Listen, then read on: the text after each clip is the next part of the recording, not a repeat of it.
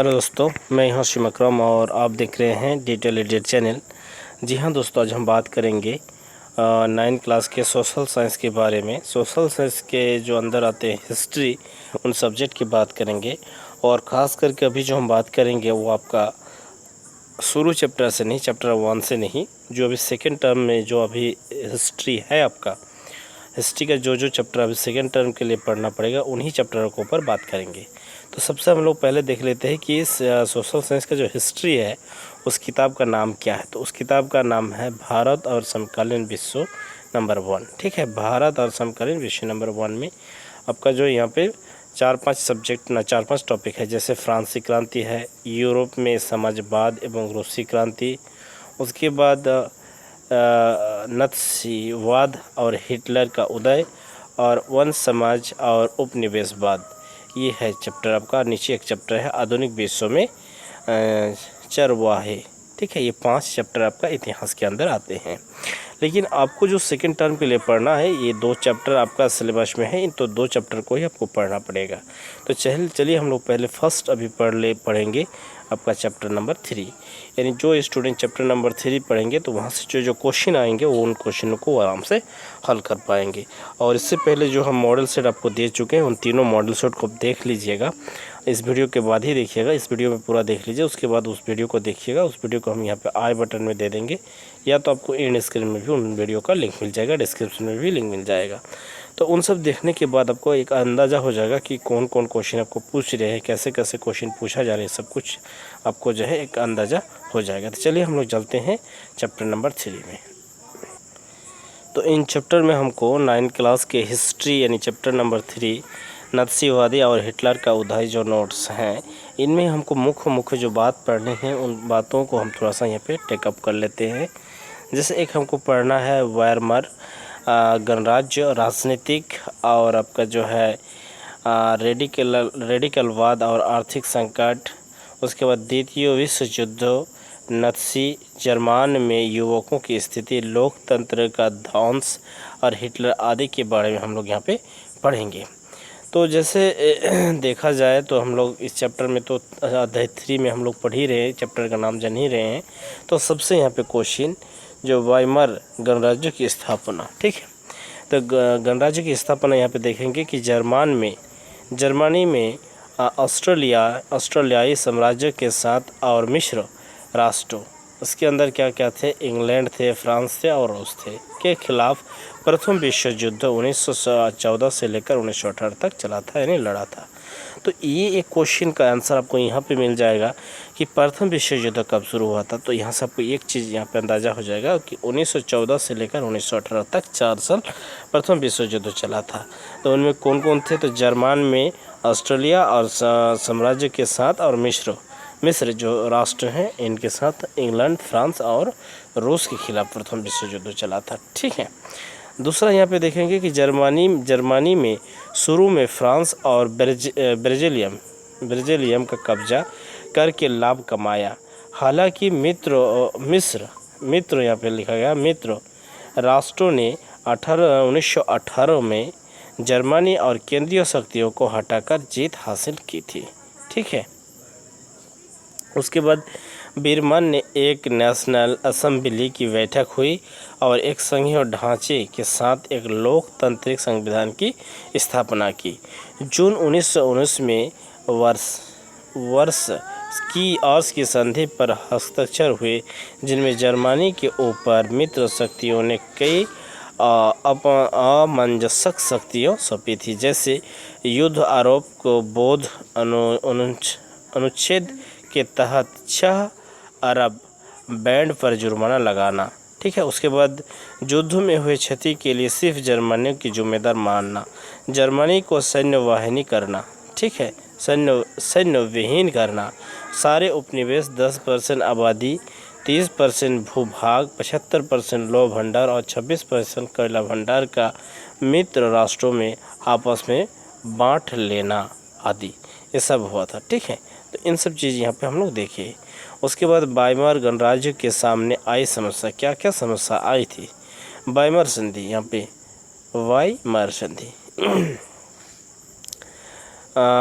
Versailles में हुए शांति संधि की वजह से जर्मनी को अपने सारे उपनिवेश उसके बाद यहाँ पे है तब तकरीबन, जिसको बोला जाता है तकरीबन 10% आबादी, 30% भूभाग, 75% लौह भंडार और 26% कोयला भंडार फ्रांस, पोलैंड, डेनमार्क और लिथुआनिया के हवाले करने पड़े थे। ठीक है, मित्र राष्ट्रों ने उसकी सेना भी भंग कर दी। युद्ध अपराध रोध अनुच्छेद के तहत युद्धों के कारण हुई सारी तबाही के लिए जर्मनी को जिम्मेदार ठहराकर उस पर 6 अरब पाउंड का जुर्माना लगाया गया। खनिज संसाधनों वाले राइनलैंड पर भी 20 के दशक में ज़्यादातर मित्र राष्ट्रों की ही कब्जा रहा। तो इन सब उसका जो है क्षति हुए थे, इन सब उसको ऊपर पॉइंट था। ठीक है, अगला देखते हैं आर्थिक संकट। आर्थिक संकट उसके ऊपर क्या क्या हुए थे। युद्ध में डूबे हुए ऋणों के कारण जर्मन राज्य आर्थिक रूप से अपंग हो गया था। यानी जर्मन जो है आर्थिक रूप से अपंग हो गया था, जिसका भुगतान सोने में किया जाना था। इसके बाद सोने के भंडार में कमी आई और जर्मन जो है निराश का मूल्य गिर गया। आवश्यक वस्तुओं की कीमत आसमान छूने लगी थी। इन सब चीज़ों के ऊपर जो थे वो आर्थिक संकट आए थे जर्मन के ऊपर। उसके बाद देखते हैं हम लोग राजनीतिक संकट। उसके ऊपर राजनीतिक संकट क्या क्या पड़ा था जर्मन के ऊपर। राष्ट्रीय सभा द्वारा वार्डमर गणराज्यों का विकास तथा सुरक्षा के रास्ते पर लगने के लिए एक नए जनतांत्रिक संविधान का निर्माण किया गया, किंतु यह अपने उद्देश्यों में असफल रहा। संविधान में बहुत सारी कमियां थी। अनुपातिक प्रतिनिधित्व संबंधी नियमों तथा अनुच्छेद 48 के कारण एक राजनीतिक संकट पैदा हुआ, जिसने तानाशाही शासन का रास्ता खोल दिया। ठीक है, ये भी आज चीज़ जो है समझ रहे हैं। युद्धों के प्रभाव, यानी युद्धों जो होते उनसे क्या प्रभाव हुए थे। युद्धों से मनोवैज्ञानिक और आर्थिक रूप से पूरे द्वीप पर विनाशकारी प्रभाव पड़ा था। यानी युद्धों के कारण जो है पूरे विश्व, युद्ध का अर्थ होता है पूरा विश्व के ऊपर ही प्रभाव पड़ा था। तो मनोवैज्ञानिक और आर्थिक रूप से पूरे रूप से जो है महाद्वीप में विनाशकारी प्रभाव पड़ा था। यूरोप काल तक कर्ज देने वाले महाद्वीप कहलाता था, जो युद्ध खत्म होते होते कर्जदारों का महाद्वीप बन गया। यानी जो महाद्वीप ऐसे थे कि जो ये दे सकते हैं, ऋण दे सकते हैं, सभी को कर्जा दे सकते हैं, वो खुद युद्ध ख़त्म होते होते अपने कर्जदार के समूह में आ गए थे। ठीक है, पहले महायुद्ध में यूरोपीय समाज और राजनीतिक व्यवस्था पर अपनी गहरी छाप छोड़ दी थी। ठीक है, उसके बाद यहाँ पे हम देखें तो ये भी हुआ था कि सिपाहियों को आम नागरिकों के मुकाबले ज़्यादा सम्मान दिए जाने लगे थे। यानी जो सिपाही लोग थे वो आम नागरिकों से ज़्यादा उन लोग के सम्मान दिए जाते थे।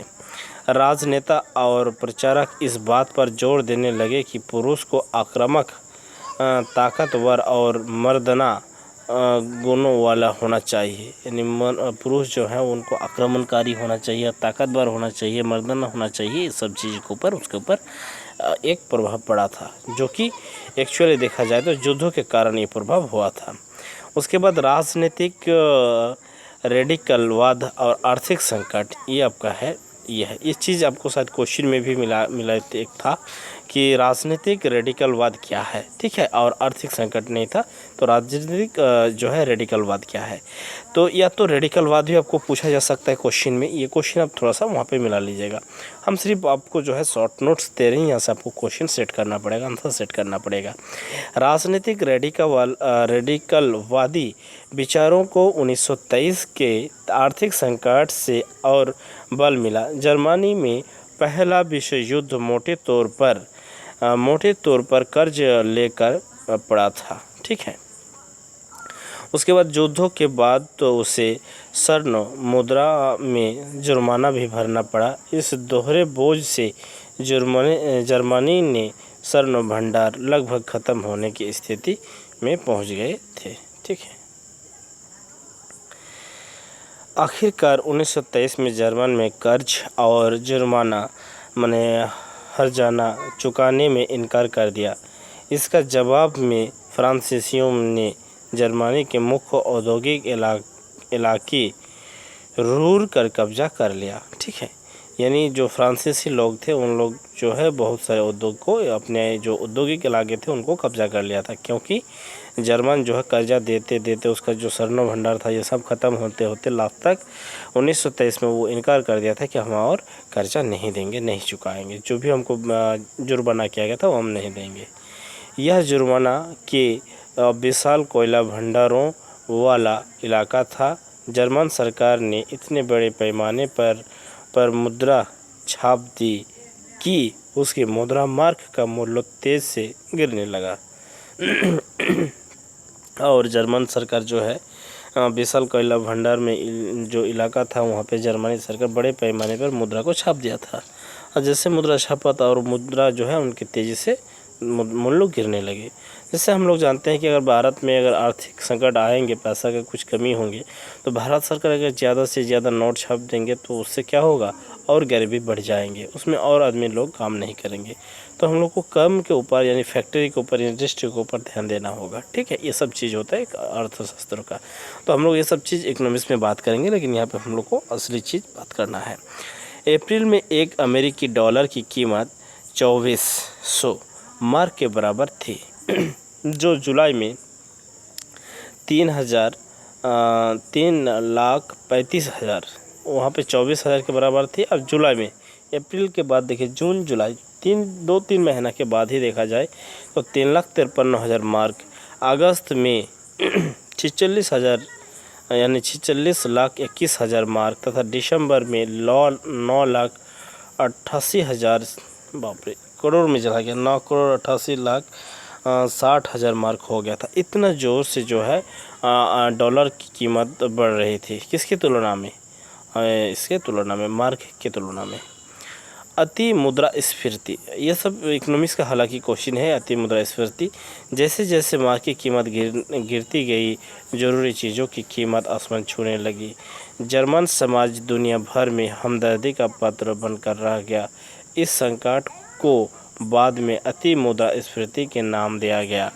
जब कीमतें बेहिसाब बढ़ जाती है तो उस स्थिति में अति मुद्रास्फीति का नाम दिया जाता है। यानी जब चीज़ों की दाम बढ़ जाते हैं तो वहाँ पे मुद्रास्फीति बोला जाता है, और उस समय जो होते छोटे छोटे नोट चलना बंद हो जाते हैं। जैसे हमारे इंडिया में अभी जो 1 रुपया है या जो 50 पैसा 25 पैसा ये सब अभी नहीं चल रहा है। इसका अर्थ हो रहा है कि ये मुद्रास्फीति है कि चीज़ वो सब पैसा सरकार बंद नहीं की है, लेकिन वो सब क्या हुआ है कि अब दुनिया ही हर वस्तु इतने महंगाई हो गए हैं कि 50 पैसा वाले कोई वस्तु है ही नहीं, तो उसलिए वो पैसा वे आदमी नहीं ले रहा। तो इसको मुद्रास्फीति बोला जाता है। तो ये हुआ था जर्मन के साथ।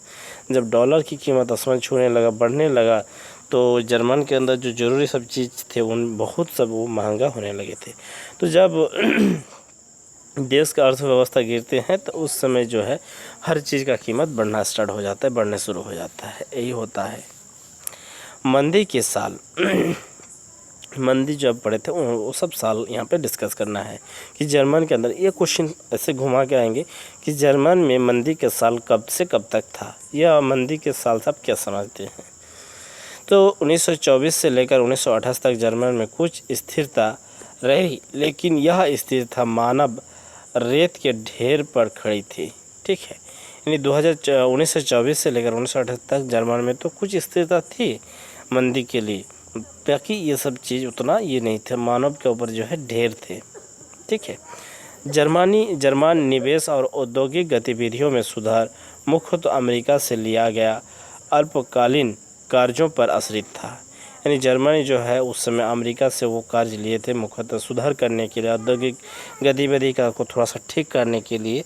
तो ये अल्पकालीन कार्य था, यानी लॉन्ग टाइम नहीं, ये अल्पकालीन कार्य के ऊपर आश्रित था। जब 1929 में शेयर बाजार धराशायी हो गया तो जर्मन को मिल रही यह मदद भी रातों रात बंद हो गया। यानी जब वो कर्जा ख़त्म हो गया, यानी कर्जा अल्पकालीन के लिए लिए थे, 2-4 साल के लिए लिए थे, तो जब वो सब ये हो गया तो फिर धीरे धीरे शेयर बाज़ार भी धस पड़ने लगी। तो जैसे शेयर बाज़ार ये हो गया तो फिर उसको रातों रात से फिर उसको मदद मिलना फिर बंद हो गया। कीमतों में गिरावट की आशंका को देखते हुए लोग धड़ाधड़ अपने शेयर बेचने लगे। 24 अक्टूबर को केवल एक ही दिन में 1.3 करोड़ शेयर बेचा गया। यानी जब देखना शुरू किया कि सब चीज़ों का जो है कीमत गिरने लगे हैं, अर्थव्यवस्था ठीक नहीं है, तो सब अपना अपना शेयर बाजार बेचना स्टार्ट कर दिया। मान के चलिए अगर आपके पास गेहूँ है, अगर गेहूँ का किसी भी कारण से अगर गेहूँ का रेट अगर घटना स्टार्ट हो जाएगा तो आप क्या कीजिएगा? स्टॉक करके उसको रखिएगा? नहीं, देखिएगा क्या तो रेट तो अभी घट रहा है, तो जल्दी जितना जल्दी हो सके उसको बेच दे, तब थोड़ा भी उसको रेट हमको मिल सकता है। तो यही सब वो सब कारण था। तो इसलिए एक ही दिन में बहुत सारे वहाँ पे शेयर बाजार जो है बेचे गए थे। यह आर्थिक महामंदी की शुरुआत थी। फैक्ट्रियाँ बंद हो गई थी, निर्यात जो है गिर रहा था, किसानों की हालत ख़राब थी, सट्टेबाज बाजार से पैसा खींचते जा रहे थे। तो ये सब चीज़ था। अमेरिकी अर्थव्यवस्था में आई इस मंदी का असर दुनिया भर में महसूस किया गया और सबसे बुरा प्रभाव जर्मन अर्थव्यवस्था पर पड़ा था। और ये सब जो है अमेरिकी अर्थव्यवस्था में जो भी मंदी आई थी, ये पूरा असर जो है दुनिया भर तो पड़ा था, लेकिन सबसे ज़्यादा महसूस या पूरी तरह प्रभाव हुआ था जर्मन की अर्थव्यवस्था। ठीक है, मजदूर या तो बेरोज़गार होते रहते थे या उनके वेतन काफ़ी गिर चुके थे। बेरोज़गारों की संख्या लगभग 60 लाख तक पहुंच गई थी। तो ये था आपका, ये क्वेश्चन है आपका। यहाँ पे जो हम क्वेश्चन आपको दिखा रहे हैं, नत्सीवाद से आप क्या समझते हैं, ये क्वेश्चन था। तो इसका आंसर यहीं तक अगर लिख देंगे 3 लाइन यहाँ पे जो है, तो आपको आंसर नंबर जो, तो उसको देख लेते हैं। या एक महत्वपूर्ण व्यवस्था और विचार की पूरी संरचना का नाम है। यानी नत्सीवाद जो है एक महत्वपूर्ण व्यवस्था है और विचारों की पूरी संरचना है, जिसका जनक हिटलर को माना जाता है। यानी जिसको जन्म दिया था हिटलर ने।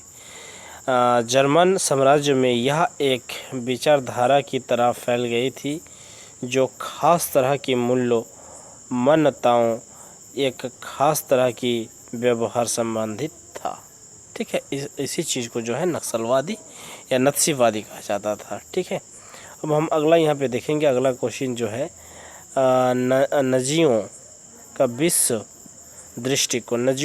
दृष्टिकोण, राष्ट्रीय समाज का उदाव समक्ष नेतृत्व, नस्ली कल्पना को, यानी जिसको हम लोग यूटोपिया बोलते हैं। ठीक है, जीवन परिधि लोग अपने लोगों को बसने के लिए ज़्यादा से ज़्यादा इलाकों पर कब्जा करना, नस्ली श्रेष्ठता, युद्ध और नर्डिक आयर्ज का समाज। जर्मन में हिटलर का उदय का कारण, जर्मन में जो है हिटलर का उदय कैसे हुआ था? तो वर्ष संधि के शर्त, वर्ष संधि जो था उसमें जो भी शर्त था उस शर्त के कारण। 1 नंबर पॉइंट। बमर जो रिपब्लिक की कमजोरी, वहाँ पे जो दूसरे पार्टी थे, राजनीतिक पार्टी थे, उनका जो है कमजोरी के कारण। जिससे मान के चले अगर हम देखें कि भारत में अभी जो ऐसे बीजेपी जो है, यानी भाजपा पार्टी जो है धीरे धीरे अपना जो क्षेत्र बढ़ता जा रहा है। यानी ज़्यादातर स्टेट उसके हाथ में आ जा रहे हैं। यानी बहुत सारे ऐसे इंस्टीट्यूट जो थे पहले दफ़ा में नहीं थे, धीरे धीरे आ गए। तो इसका कारण अगर मान के चलिए भारत के लिए अगर अच्छा ही है तो वो तो अच्छा चीज़ है। अगर मान के चलिए भारत के लिए नुकसान की बात है तो ये अगर देखा जाए तो बाद में इतिहास में लिखेगा कि यहाँ पे कांग्रेस का जो था कमजोरी था। कांग्रेस भी उसका जो अपोजिशन लीडर पार्टी है वो एक बहुत बड़ा कमजोरी है। तो ये सब चीज़ यहाँ पे भी हम लोग कर सकते हैं। तो बर्मर जो है यहाँ पे अगर देखें, बर्मर आपको कभी बोला जाए तो एक रिपब्लिक पार्टी थी और उनकी कमजोरी थी। अमूल परिवर्तनवादियों और समाजवादियों में आपसी फूट, यानी जो लोग उसको परिवर्तन करने वाले थे उसमें समाजवादी में आपसी फूट था। यानी आपस में एकजुट नहीं हो पा रहे थे कि इसको कैसे हम लोग क्या करें। नाज़ी प्रोपेगेंडा जिसको हम लोग बोलते हैं, ये अंग्रेजी शब्द है। नाज़ी का जो है प्रोपेगेंडा था। सर्वघात कारण का भय। उसके बाद बेरोजगारी भी था। आर्थिक महामंदी भी एक कारण था। हिटलर का उदय, हिटलर ने 1919 में वर्कर्स पार्टी की सदस्यता ली। हिटलर ने 1919 में जो वर्कर्स जो थे उनकी पार्टी की वो सदस्य ली और धीरे धीरे उसने इस संगठन पर अपना नियंत्रण स्थापित कर लिया और धीरे धीरे वो पार्टी की नियंत्रण करने लगा, यानी पार्टी में संगठन तौर पर उसको जो है नियंत्रण अपने कब्जे पर लेने लगा। फिर उसने सोशलिस्ट पार्टी का नाम दिया और उसके बाद उसने उसको क्या किया, सोशलिस्ट पार्टी यानी सामाजिक पार्टी के नाम से उसको नाम दे दिया। ठीक है, यह पार्टी बाद में नत्सी पार्टी के नाम से जाना जाने लगा और वो फिर पार्टी जो है बाद में उसको नत्सी पार्टी के नाम से जाना जाने लगा। ठीक है, महामंदी के दौरान जब जर्मन अर्थव्यवस्था जर्जर हो चुकी थी, काम धंधे बंद हो रहे थे, उसके बाद मजदूर बेरोजगार हो रहे थे, जनता लाचारी और भूखमरी में जी रही थी, तो नत्सियों ने प्रोपेगेंडा के द्वारा एक बेहतर भविष्य की उम्मीद दिखाकर अपने नत्सी आंदोलन चमक लिया।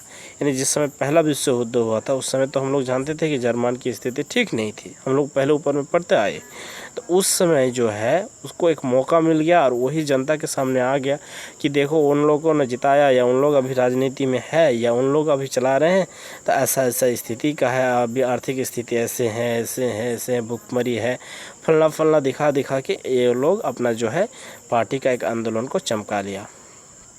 और इसी के बाद चुनाव में 32% वोट हासिल कर जर्मन का चांसलर बन गया और उसको जो है 32% वोट मिल गई और उनसे ही जर्मन का जो है वो चांसलर बन गया।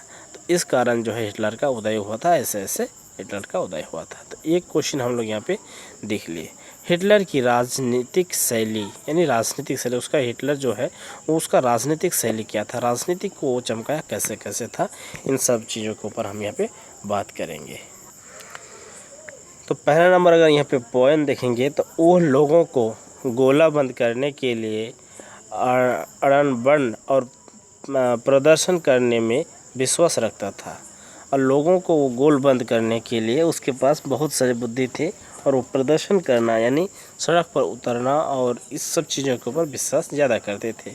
वह लोगों का भी भारी समर्थन दर्शाने और लोगों में परस्पर एकता की भावना पैदा करने के लिए बड़े बड़े रैलियाँ और सभाएं करता था और वो बड़े बड़े रैली और बहुत बड़े बड़े सभा भी करते थे। कौन?